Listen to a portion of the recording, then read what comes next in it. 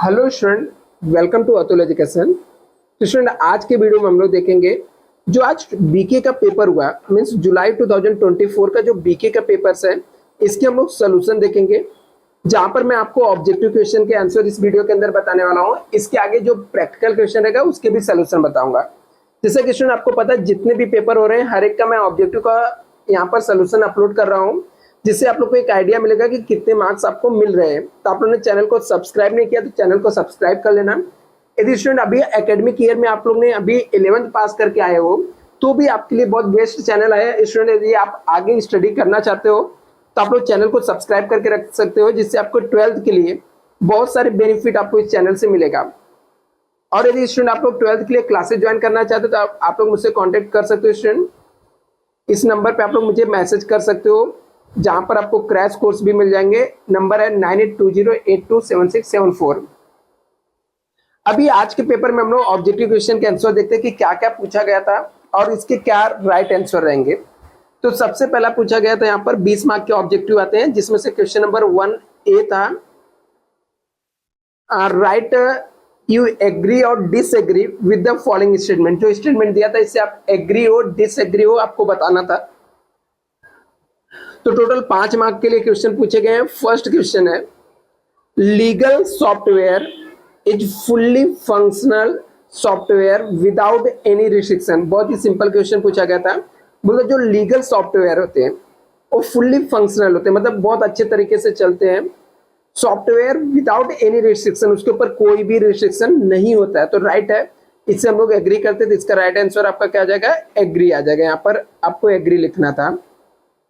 दूसरा यहाँ पर लिखा है रिबेट और डिस्काउंट गिवन और retiring a bill is a income of the drive. Drive को जो बिल्स ऑफ एक्सचेंज में हम लोग उसको डिस्काउंट देते हैं या रिबेट देते हैं जब वो समय से पहले पे करता है, तो उसके लिए क्या होता है? इनकम होता है। ए बी स्टेटमेंट क्या है? राइट है, मतलब यहां पर भी आपका राइट आंसर क्या आ जाएगा? एग्री आ जाएगा यहाँ पर। नेक्स्ट यहाँ पर है realisation loss is not transfer to insolvent partner in capital insolvent partners capital account. बोलता है हम लोग को जो रियलाइजेशन का लॉस होता है वो इंसॉल्वेंट पार्टनर, मतलब जो कंगाल हो गया पार्टनर, उसके अकाउंट में हम लोग नहीं ट्रांसफर करते हैं। ये बिल्कुल रॉन्ग है स्टूडेंट, स्टेटमेंट फॉल्स है। इसका राइट आंसर आपका आ जाएगा डिसएग्री। यहाँ पे क्या आ जाएगा? आपका डिसएग्री आ जाएगा।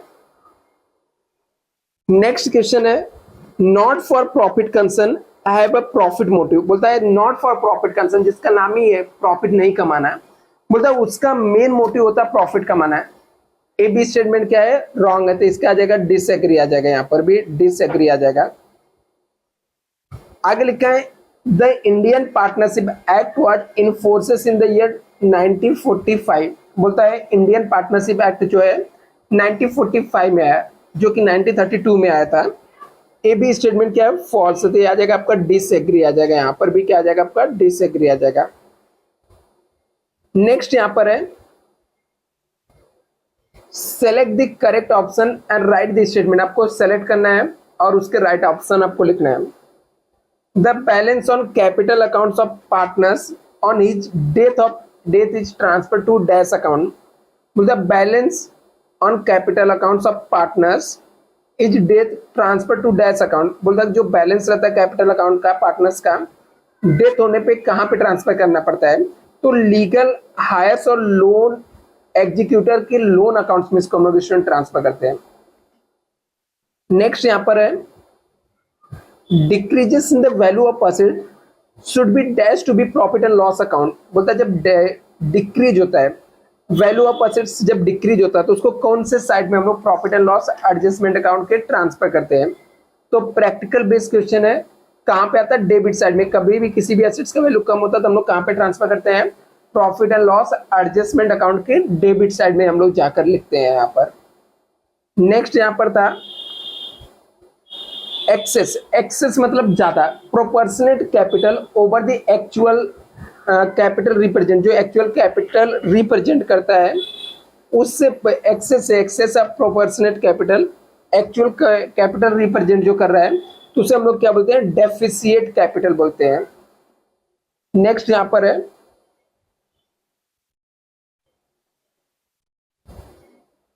Subscription receive in advance during the current year is dash.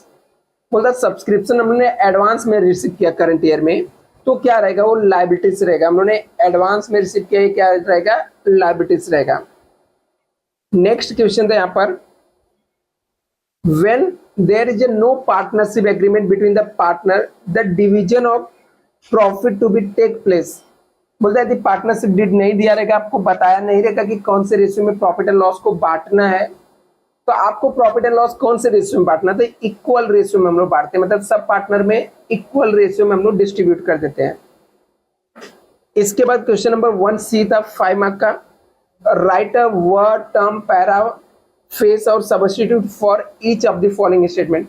हर एक स्टेटमेंट का आपको वर्ड लिखना था, पैरा फेस ये सब आपको लिखना है। लिखा है and the assets which can not be converted into immediately, वो कौन सा असेट्स है जो इमीडिएटली कैश में कन्वर्ट नहीं होता है, तो उसको हम लोग स्टूडेंट बोलते हैं लिक्विड एसेट्स। ऐसा एसेट इसको हम लोग कैश में असेट्स कैन बी कन्वर्टेड, जिसको हम लोग कैश में तुरंत कन्वर्ट कर सकते हैं, तो उसको हम लोग क्या बोलते हैं, लिक्विड एसेट्स। लिक्विड एसेट्स ऐसा एसेट्स होता है जिसको हम लोग क्या कर सकते हैं, कैश में तुरंत कन्वर्ट कर सकते हैं। आगे लिखा debit balance of realisation account. बोलता है डेबिट बैलेंस, रियलाइजेशन अकाउंट का डेबिट साइड में बैलेंस बचा है, तो डेबिट बैलेंस रियलाइजेशन अकाउंट क्या रहेगा, सीधी सी बात है डेबिट का साइड का ज्यादा है, तो ये हो जाएगा रियलाइजेशन लॉस। क्या हो जाएगा, रियलाइजेशन लॉस। डेबिट बैलेंस क्या हो जाएगा, रियलाइजेशन लॉस हो जाएगा। नेक्स्ट यहां पर है the ratio which general reserve is the distributed to this old partner.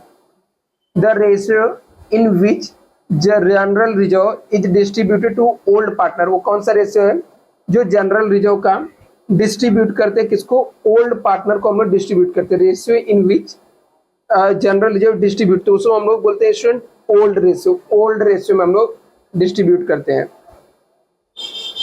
Access of total assets, excess मतलब ज्यादा है, टोटल असेट्स क्या है, ज्यादा है, ओवर द टोटल लायबिलिटीज, किससे, टोटल लायबिलिटी से, नॉट फॉर प्रॉफिट कंसर्न, उसको हम लोग क्या बोलते हैं, कैपिटल फंड बोलते हैं, कैपिटल फंड बोलते हैं।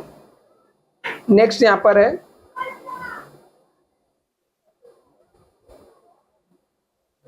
The account in which selling expenses of business are recorded. Final account, final account में सेलिंग एक्सपेंस को हम लोग कहां पे रिकॉर्ड करते हैं, तो प्रॉफिट एंड लॉस अकाउंट्स में रिकॉर्ड करते हैं। कहां पे रिकॉर्ड करते हैं student, profit and loss account में रिकॉर्ड करते हैं। इसके बाद नेक्स्ट क्वेश्चन पूछा गया था फाइंड दी ऑड। ऑड मतलब होता है कि आपको ये सब जो दिया हुआ है इसके अंदर अलग क्या है, मतलब डिफरेंस क्या है।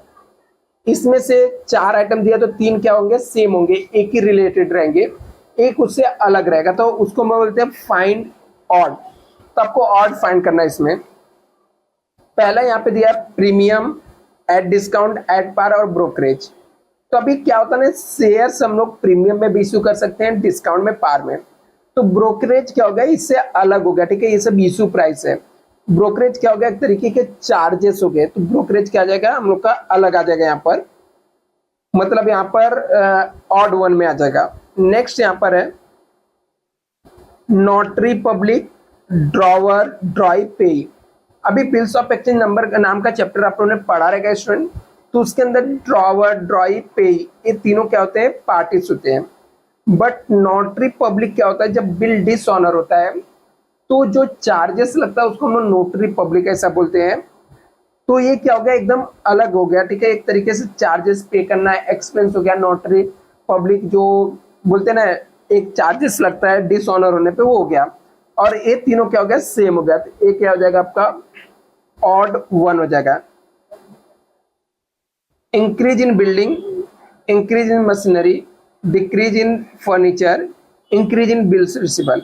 अभी इसमें ऑड कैसे फाइंड करना है, इंक्रीज बिल्डिंग मतलब यहाँ पर असेट्स बढ़ रहा है, इंक्रीज मशीन मतलब असेट्स बढ़ रहा है, डिक्रीज इन फर्नीचर यहाँ पे असेट्स क्या हो रहा है, कम हो रहा है, इंक्रीज इन बिल्स रिसीवेबल मतलब यहाँ पर 3 आइटम में इंक्रीज इंक्रीज है, एक क्या है, डिक्रीज है, एक असेट्स क्या हो रहा है, डिक्रीज हो रहा है, तो इसलिए ये क्या हो जाएगा आपका ऑड वन हो जाएगा। नेक्स्ट यहाँ पर है surplus, deficit, net profit, capital fund, ऐसे यहाँ पर चार दिया हुआ है। तभी यहाँ पर क्या होता है, सरप्लस, डेफिसिएट, नेट प्रॉफिट, ये सब प्रॉफिट एंड लॉस या इनकम और एक्सपेंडिचर का पार्ट्स है।